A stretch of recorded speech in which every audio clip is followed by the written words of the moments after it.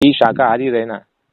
शाकाहारी में साग सब्जी दूध रोटी फल फ्रूट आप अनाज दिन में भूख लगे 10 बार खाना, लेकिन मांस मछली अंडा और शराब इसको कभी मत पीना। और साथ में कि देश का कोई भी जो व्यवस्था का जो सामान है, सड़कें है गाड़ियां है बसें है ट्रेन है, इसको तोड़ फोड़ करना आंदोलन करना रास्ता रोकना दुकान जलाना, ये बोले बाबा जी ने कहा कि ये पाप है और ये देशद्रोहियों का काम है। तो कभी भी जीवन में ये दो काम, पहले ये दो काम करना नहीं और इससे दूर रहना। और इसके साथ साथ अगर आप ये करोगे तो देखो बाबा जी ने कहा है कि फिर आपको जवाब याद आ जाएगा और आप अच्छे मार्कों से पास हो जाओगे, अच्छे से अच्छे मार्क्स आएंगे आपको। ठीक है, जय गुरुदेव। हाँ, तो शाकाहारी और तोड़फोड़ आंदोलन हड़ताल में कभी भी जीवन में, आज ही की बात नहीं, जीवन में अंतिम श्वास तक इस बात पर चलोगे और जय गुरुदेव नाम से हर समय तुमको मदद मिलेगी। ये एग्जाम के लिए तो अभी फिलहाल आपकी परीक्षा चल रही है और एग्जाम हमारे लिए ज़्यादा महत्वपूर्ण रहता है इन उम्र में, इस आयु में बच्चों के लिए एग्जाम पास होना ज़्यादा महत्वपूर्ण रहता है। इसलिए आपको फिलहाल की जो ज़्यादा फायदेमंद बात है वो बताई। और वैसे तो आप जय गुरुदेव नाम से जीवन भर आप काम ले सकते हो। जीवन भर कोई भी संकट आ जाए, परेशानी आ जाए, समस्या आ जाए, बीमारी में हो, बीमार हो तो दवा ले लो, जय गुरुदेव नाम बोल करके दवा लो। तो रुपया में से आपके भाव विश्वास के अनुसार उसमें 4 आना 8 आना 12 आना लाभ होगा, यानी वो जल्दी ठीक हो जाओगे। यानी एक दया का एक माध्यम है वो। दवा तो लेनी, दवा नहीं कराएंगे ठीक हो जाएंगे ऐसे नहीं, गुरु महाराज ने इसको मना किया। दवा ले लेना और दवा के साथ दुआ लेना, जय गुरुदेव नाम बोल करके उसे लेना, तो दुआ उसमें जुड़ जाएगी। यानी जो तुम्हारी बीमारी 10 दिन तक चलने वाली है वो तुम्हारी 2 दिन 4 दिन में समाप्त हो जाएगी। जिसमें तुमको 10,000 लगने वाला है उसमें 500 1000 में काम हो जाएगा। तो ये होती है दुआ। तो इस तरह से जीवन में कभी भी आप जय गुरुदेव नाम से मदद सहायता, और कभी मान लीजिए कि आपके साथ कोई दुर्घटना होने वाली है, आपके साथ कोई मतलब आपका नुकसान करने वाला है किसी भी परिस्थिति में, जैसे बहनें होगी, बहनों के साथ कोई गलत व्यवहार करने का प्रयास कर रहा है या फिर आपके साथ किसी भी प्रकार का अन्याय हो रहा है, उस समय पर जब किसी भी प्रकार से कोई मदद ना मिले, उस समय पर जय गुरुदेव नाम याद करके मालिक को याद करना। तो जिसने जय गुरुदेव नाम जगाया है और जिसका ये नाम है वो उस समय पे आपको परिचय देगा और उस समय पर आपको उसका अनुभव होगा और उसमें लाभ होगा। चाहे देखो बीमारी में अगर कोई बेहोश हो गया हो, कोमा में हो, मरने वाला है, आखिरी श्वास ले रहा है, आखिरी श्वास ले रहा है, उस समय पर भी अगर उसके कान में जय गुरुदेव बोलोगे ना और उसको कहोगे कि जय गुरुदेव बोलो, जो मरने वाला है, तो जब वो जय गुरुदेव बोलेगा तो बाबा जी कह रहे हैं कि जो उसकी पीड़ा है वो पीड़ा उसको होगी नहीं। और जय गुरुदेव नाम जगाने वाले महात्मा उसको अंदर में मिल जाएंगे। अंदर में मतलब उसके अंतरात्मा में, आंतरिक हृदय में उसके प्रकट हो जाएंगे और वो उनकी जीवात्मा की संभाल करेंगे, उसको यमदूतों के हवाले होने नहीं देंगे और उसकी जो पीड़ा है आखिरी समय में होने वाली, उस पीड़ा से भी उसको मुक्ति मिल जाएगी। यानी कि ऐसा समझिए कि जय गुरुदेव नाम ये सभी समस्याओं का निदान है। वर्तमान समय में जब राम नाम काम करता था, भगवान राम के समय में हर परिस्थिति में, वैसे आज के समय में जय गुरुदेव नाम काम कर रहा है।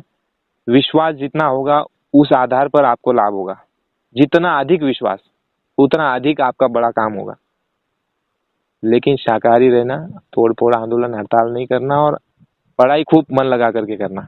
ये सारी बातें गुरु महाराज की बता रहे हैं। हम जो आपको बता रहे हैं ये मेरी ओर से नहीं, गुरु महाराज ने कहा है कि पढ़ाई बहुत मन लगा के करना। ये नहीं कि पढ़ाई नहीं करना है, पढ़ाई अच्छे से अच्छे करना, गुरुजनों का सम्मान करना। गुरुजन, माता पिता, बड़े बुजुर्ग, इनका मान सम्मान और इनसे ऊंची आवाज में मत बोलना, इनके चरण छूना। गुरुजन, माता पिता, बड़े बुजुर्ग, इनका चरण छुओगे तो ये तुमको आशीर्वाद देंगे और ये आशीर्वाद तुमको आगे काम आएगा। जब तुम्हारे ऊपर कोई संकट परेशानी होगी, कोई दुख तकलीफ आने वाली है, तो उस समय पर ये आशीर्वाद, ये तुम्हारी सहायता, रक्षा कवच बन करके ये काम करता है। बड़े बुजुर्गों का जो आशीर्वाद होता है बड़ी चीज होती है। जहाँ पैसा काम नहीं कर सकता, जहाँ पर आपकी पद प्रतिष्ठा, आपकी पहचान काम नहीं कर पाएगी, वहां पर ये आशीर्वाद काम करता है। दुआ काम करती है, दुआ। तो स्वामी जी महाराज ने कहा है कि बड़े बुजुर्गों का अदब, लिहाज, सम्मान, छोटे जो तुमसे है उनसे प्रेम, और देखो किसी प्रकार का भेदभाव मत करना, जाति का, पाति का, ऊंच का, नीच का, और स्त्री का, पुरुष का, अपने का, पराये का, काले का, गोरे का, पढ़े का, अनपढ़ का, किसी भी प्रकार का भेदभाव मत करना। समान, एक रस, एक भाव में रहना। क्या भाव? कि मैं एक चेतना हूँ, मैं एक परमपिता परमात्मा का बच्चा हूँ, और ये सामने जो खड़ा है ये भी उसका बच्चा है। चाहे उसका शरीर अलग है, चाहे वो कीड़े में, पतंग में, गाय में, भैंस में, कुत्ते में, मनुष्य में, भूत में, प्रेत में, देवी में, देवता में, स्त्री में या पुरुष में है, अमीर में है या गरीब में है, हरिजन में, मुस्लिम में, ईसाई में, हिंदू में है, बौद्ध में है, चाहे जो भी वो बाहरी नाम है, वो व्यवस्था है, लेकिन असली वास्तविकता ये समझना कि इसके भीतर में एक चेतना है, और ये उस परम पिता परमात्मा के सच्चे बच्चे हैं, और मैं भी उसका बच्चा। तो हमारा क्या रिश्ता हुआ सबका? हम सब भाई, हम आपस में जीवात्मा सब एक दूसरे के हम भाई है, और परमपिता परमात्मा हमारा पिता है। तो ये भावना कभी भी जीवन में रखना, तो आपको भेदभाव आपके हृदय में नहीं आएगा। और जब भेदभाव नहीं आएगा और भेदभाव रहित होकर के आप जब कोई भी काम करोगे जीवन में, तो आपके कार्य में उस परमपिता परमात्मा की दया शामिल होगी, और समाज में भी आपका मान सम्मान होगा। समाज में भी आपको एक अच्छी नज़र से देखा जाएगा, और एक आप आदर्श व्यक्तिमत्व बन सकते हो जीवन में। आदर्श जो भी हमारे हुए, जैसे महात्मा गांधी, इनके विचार देख लो, छत्रपति शिवाजी महाराज, इनके विचार देख लो, जो भी हमारे पूर्वज हुए, सुभाष चंद्र बोस के विचार देख लो, संतों महात्माओं के सभी के विचार देखो कैसे थे। उदारवादी, सबको अपना मानते थे, सबके लिए काम किया, देश के लिए, दुनिया के लिए, समाज के लिए, आत्मा के लिए, मनुष्यता के लिए काम किया उन्होंने। तो आज हम देखो उनकी तस्वीरें लगाते हैं। तो ये हर कोई कर सकता है, इसके लिए कोई पाबंदी नहीं है, लेकिन आपको शिक्षा अच्छी मिलनी चाहिए, आपको मार्गदर्शक अच्छा होना चाहिए। और आप सभी सौभाग्यशाली हो बच्चों कि आपको भाई साहब जैसे, राहुल भाई जैसे मार्गदर्शक मिले, और राहुल भाई को गुरु महाराज जैसे महापुरुष मिले। तो ये हम सभी सौभाग्यशाली हैं। तो इसका हमको भरपूर फायदा उठाना है, और अच्छी चीजों को ले लेना चाहिए। देखिए, विद्यार्थी वो है, श्रोता वो है। श्रोता के लिए कहा गया है, विद्यार्थी के लिए कहा गया है कि श्रोता ऐसे चाहिए जैसे सूप सुहाए, और सार सार गही रहे, थोता दे उड़ाए। तो आप विद्यार्थी और श्रोता हो, तो आपको कैसे होना चाहिए कि जो भी आपको मिल जाए संसार से, समाज से, गुरुजन से, घर परिवार के लोगों से, उसमें से अच्छी चीजें सब ले लेना, और जो बुरी चीजें है उसको कचरे की तरह ऐसे उड़ा देना। जैसे आपके घर में माँ बहनें होती है, माताएं होती है, वो चावल साफ करती है ना, वो सुपड़े में, सूप में होता है ना आपके घर में वो सूप, जिससे चावल साफ किया जाता है, ऐसे उड़ाते, उससे कचरा बाहर करते, दाने ले लेते। तो श्रोता ऐसा चाहिए। तो आप जीवन में कभी भी ऐसे रहना, अच्छी चीजों को ले लेना, और बुरी जो जितनी भी चीजें है बुरी, उसको छोड़ देना। छोड़ने का मतलब उसको ना मन पे लगाना, ना उसको दिमाग में रखना, और ना ही उसकी चर्चा भी करना, और ना ही बुरे लोगों के साथ जाना। बुरी संगतों से बिल्कुल दूर रहना, बुरी संगत से दूर रहना है। बुरी संगत क्या है? जो चोरी करे, बेईमानी करे, झूठ बोले, फरेब करे, धोखा दे, लड़ाए, जो दूसरों को सताए, जो दूसरों के साथ अन्याय करे, जो मांस खाए, जो शराब पिए, ऐसे सारे, जो चोरी करे, ऐसे सारे बुरे हैं और बुराई है।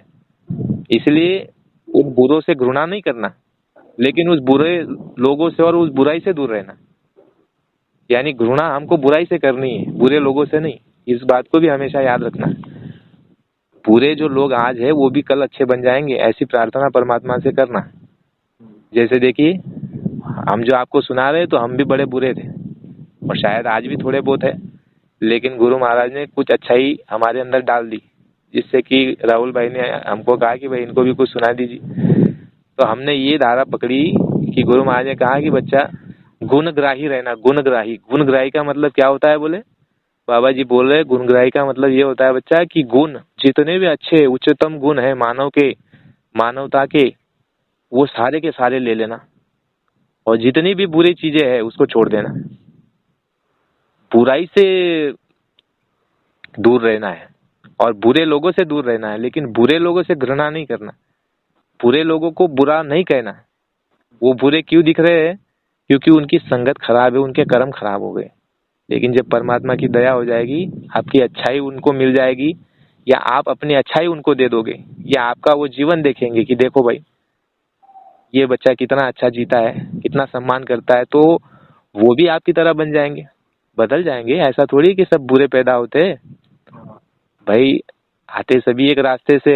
लेकिन देखो यहाँ आने के बाद अगर अच्छी संगत मिल गई, अच्छे महात्मा मिल गए, अच्छे गुरुजन मिल गए और अच्छे कर्म करने लग गए, अगर पूजा पाठ करने लग गए या ध्यान भजन करने लग गए, सुमिरन करने लग गए भगवान का, तो आदमी, डाकू आदमी भी अच्छा बन सकता है, महात्मा बन सकता है। आप महात्मा वाल्मीकि ऋषि का नाम आपने सुना होगा, गुरुजी ने आपको पढ़ाया होगा। तो महात्मा वाल्मीकि ऋषि पहले डाकू थे। हमने उनका नाट्य किया है बचपन में, जब आपकी उम्र में हम थे, चौथी में लगभग, उस समय पर हमने वाल्मीकि डाकू का पात्र लिया था। तो हमको सिखाया गया था कि भाई वाल्मीकि डाकू ने पहले जंगल में जितने लोग आते थे उनको मार करके और उनसे छीन लेते थे, और एक आदमी को मारा तो एक कंकड़ डालते थे, इसमें जो पानी भरने का होता है माट, बड़े रांझन होते थे उस समय पे। तो एक आदमी को मारा, एक कंकड़ डाला मटके में, ऐसे 7 मटके भर दिए थे कंकड़ों के। इतने लोगों को मार दिया था उन्होंने जंगलों में। और देखो उनको नारद मुनि मिल गए, रास्ता मिल गया, नाम जप करने लग गए, तो देखो आज वो महात्मा हो गए, उनकी भी सदगति हो गई, भगवान प्राप्त हो गए उनको। उनको भी आज हम पूछते हैं देवता के रूप में। तो इसीलिए इस बात को हमेशा समझना कि बुरे लोग क्यों हुए हैं, क्योंकि वो बुरी रास्ते को उन्होंने अपनाया, बुरे संगत को, बुरे कर्मों का अपनाया।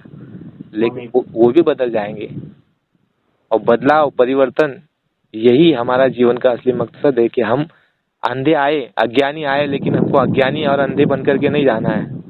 हमको ज्ञान की आंख खोल लेनी है, आत्मा की आंख खोल लेनी है, और अज्ञानी नहीं ज्ञानी बन करके इस संसार से जाना है, ताकि लोगों के वो काम आए वो ज्ञान, और हमारी जीवात्मा का भी उद्धार हो।